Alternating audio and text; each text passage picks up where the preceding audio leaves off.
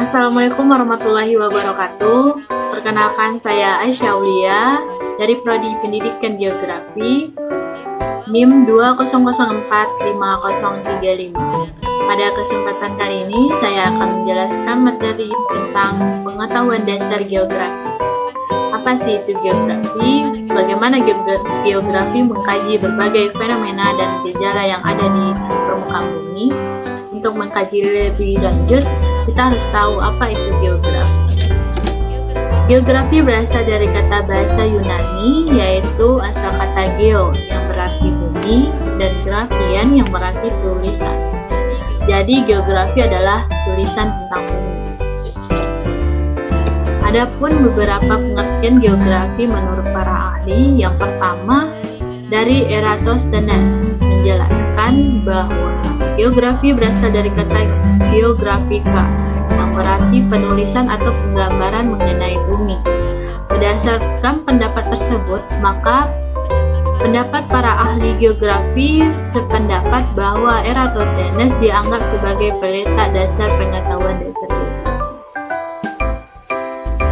Yang kedua, menurut Claudius Paulinus menjelaskan geografi adalah suatu penyajian melalui peta dari sebagian untuk memberikan informasi tentang permukaan bumi secara umum. Yang ketiga, dari Immanuel Kant menjelaskan geografi adalah ilmu objek studinya adalah benda-benda, hal-hal atau gejala yang terbuat dalam wilayah di permukaan bumi. Yang keempat, menurut Richard Armstrong menjelaskan geografi yakni ilmu yang berkepentingan dalam memberikan deskripsi yang teliti, beraturan, serta rasional mengenai sifat variabel dari permukaan bumi.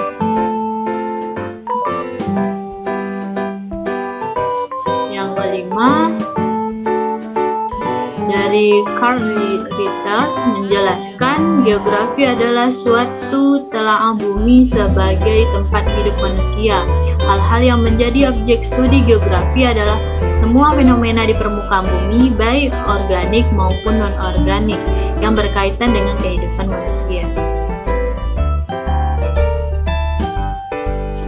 Yang terakhir, dari hasil seminar Ikatan Geografi Indonesia dan Lokakarya di Semarang tahun 1988, geografi adalah ilmu pengetahuan yang mempelajari perbedaan dan persamaan fenomena geosfer dengan sudut pandang ke lingkungan dan kewilayahan dalam konteks keruangan.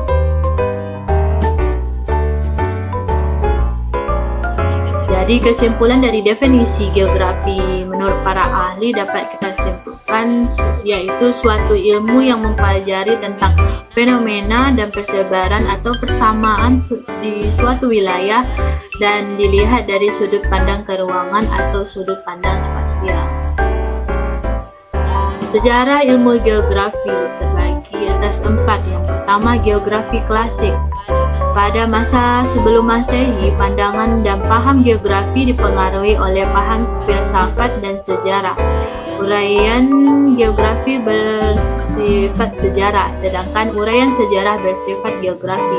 Selain itu, juga pada masa ini muncul juga tulisan tentang pembuatan peta bumi atau lukisan fisik daerah tertentu.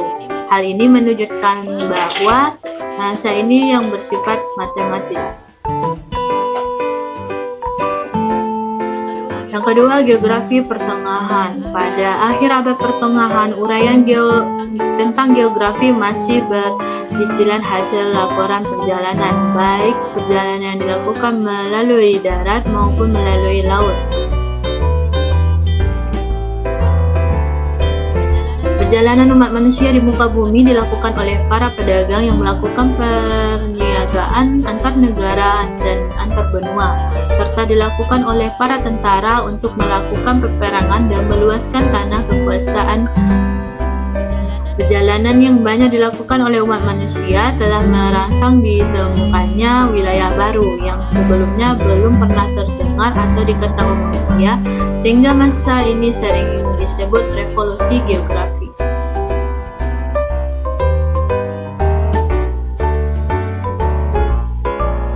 Yang ketiga, geografi modern.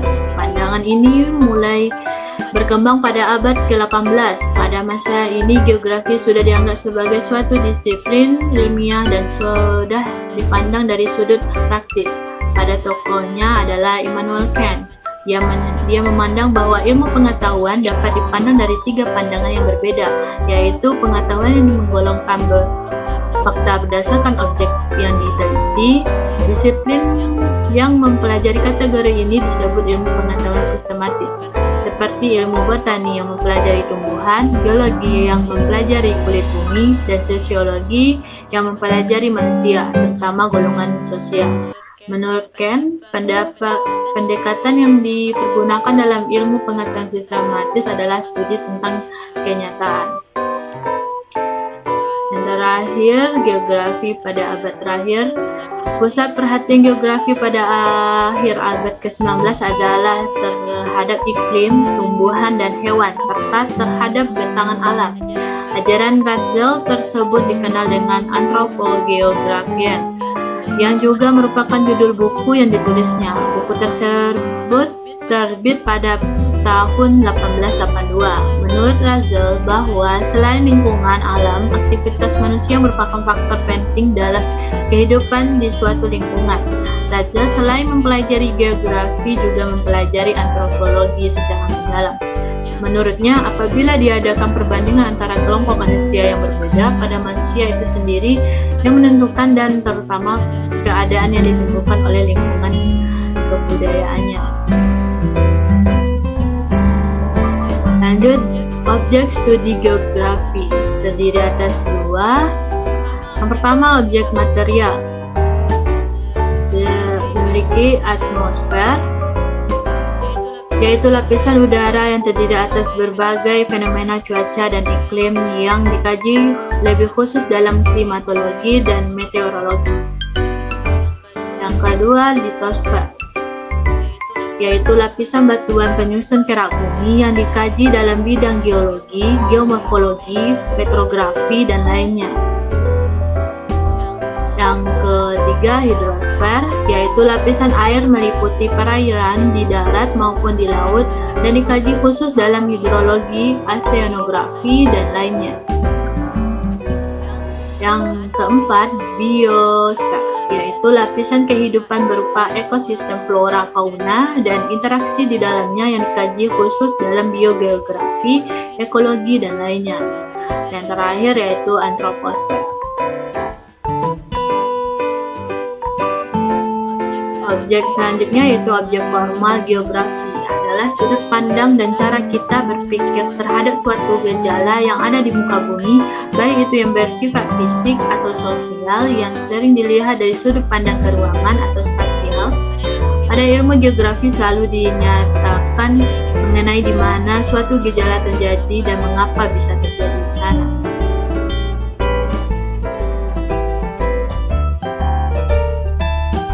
Lanjut, aspek geografi terdiri atas 2. Yang pertama, aspek fisik.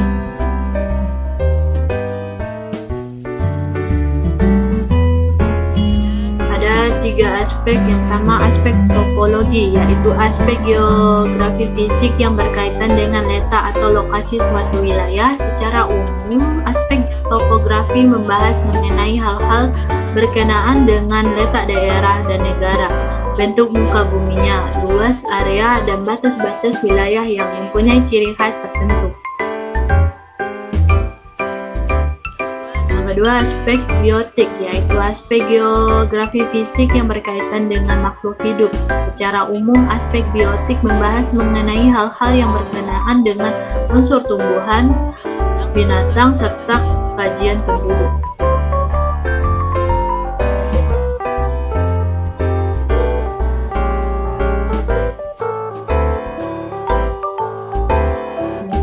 Ketiga, adanya aspek non-biotik. Lanjut, aspek sosial, yaitu Pengertian aspek sosial secara umum adalah aspek geografi yang membahas fenomena yang terjadi di geosfer yang masih berhubungan dengan kegiatan manusia. Tujuan aspek sosial adalah mengetahui pola hubungan manusia dan lingkungannya. Aspek sosial meliputi kegiatan sosial, ekonomi, politik, dan budaya. Lanjut dengan konsep geografi. Terdiri atas 10 konsep. Yang pertama, konsep lokasi. Pada konsep lokasi terdapat dua, yaitu letak absolut. Letak suatu tempat ditinjau dari letak astronomis. Letak relatif, letak suatu tempat ditinjau dari tempat yang lain. Yang kedua, jarak. Konsep jarak dibagi menjadi dua. Yang pertama, jarak absolut, jarak antara dua tempat yang ditarik garis lurus atau jarak yang sebenarnya. Kedua, jarak relatif, jarak antara dua tempat dengan pertimbangan tertentu, misal waktu dan aksesibilitas dan biaya. Ketiga, konsep keterjangkauan merupakan konsep yang terkait dengan akses transportasi dan telekomunikasi. Dengan kata lain, mudah tidaknya suatu tempat untuk mengakses transportasi dan telekomunikasi. Selanjutnya, konsep pola adalah konsep yang berkaitan dengan persebaran fenomena permukiman sungai, jenis tanah, dan perkembangan kota. Selanjutnya, konsep morfologi adalah konsep yang berkaitan dengan bentuk muka bumi, misalnya gunung, daratan rendah, daratan tinggi.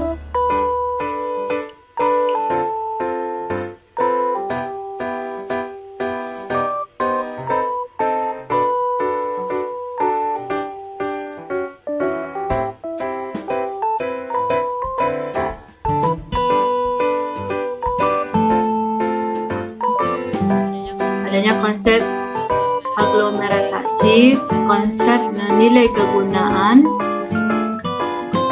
yaitu konsep yang berdasarkan nilai yang berhubungan dengan manfaat fenomena yang ada. Contohnya tempat wisata yang memiliki manfaat yang berbeda bagi setiap orang.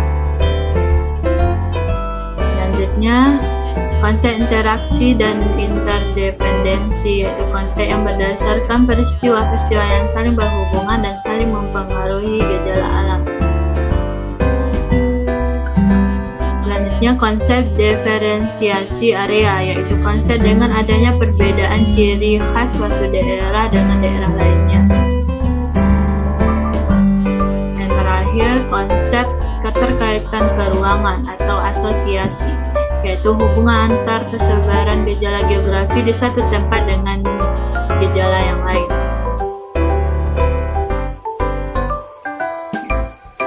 Selanjutnya, pendekatan geografi. Pendekatan geografi terdiri atas pendekatan spasial, yaitu pendekatan suatu metode analisis untuk mempelajari eksistensi ruang sebagai wadah mengakomodasi kegiatan manusia dalam menjelaskan fenomena geosfer. Contohnya terbentuknya Gunung Merapi karena aktivitas vulkanisme. Selanjutnya, ekologi. Pendekatan ke lingkungan menekankan kajiannya pada hubungan antara organisme hidup dan lingkungannya. Terdapat dua pengaruh, yaitu pengaruh kegiatan manusia terhadap lingkungan dan pengaruh fenomena alam terhadap lingkungan. Contohnya pengelolaan lahan oleh manusia. Terakhir, regional. Pendekatan kewilayahan adalah kombinasi antara analisa keruangan dan analisa ekologi. Pendekatan kompleks wilayah ini mengkaji bahwa fenomena geografi yang terjadi di setiap wilayah berbeda-beda, sehingga perbedaan ini membentuk karakteristik wilayah. Contohnya fenomena urbanisasi. Yang terakhir, prinsip geografi.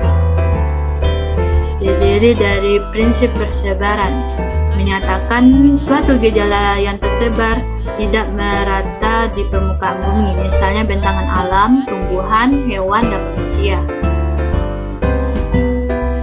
Yaitu prinsip interrelasi, merupakan suatu hubungan yang saling berkaitan dan saling mempengaruhi di suatu wilayah antara gejala satu dengan gejala yang lain. Selanjutnya, prinsip deskripsi merupakan gambaran atau penjelasan yang lebih mendetail dari gejala-gejala yang dipelajari. Dan terakhir, prinsip korologi merupakan gejala atau fakta maupun masalah yang ditinjau dari persebaran interrelasi dan prinsip deskripsi. Prinsip korologi memadukan secara komprehensif dari prinsip-prinsip lainnya.